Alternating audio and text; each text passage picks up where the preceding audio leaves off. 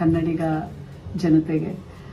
ಹೇಗೆ ಸೂರ್ಯ ತನ್ನ ದಿಕ್ಕನ್ನು ಬದಲಾಯಿಸ್ತಾನೆ ರಥಸಪ್ತಮಿಯ ದಿನ, ಹಾಗೆ ಎಲ್ಲರ ಬದುಕಲ್ಲಿ ಕಷ್ಟದಿಂದ ಸುಖದ ಹಾದಿಗೆ ನಿಮ್ಮ ದಿಕ್ಕು ಬದಲಾಗಲಿ ಅಂತ ಗಾಳಿಪಟ ಹಾರಿಸ್ತೀವಿ ನಾವು ಸಂಕ್ರಾಂತಿಗೆ.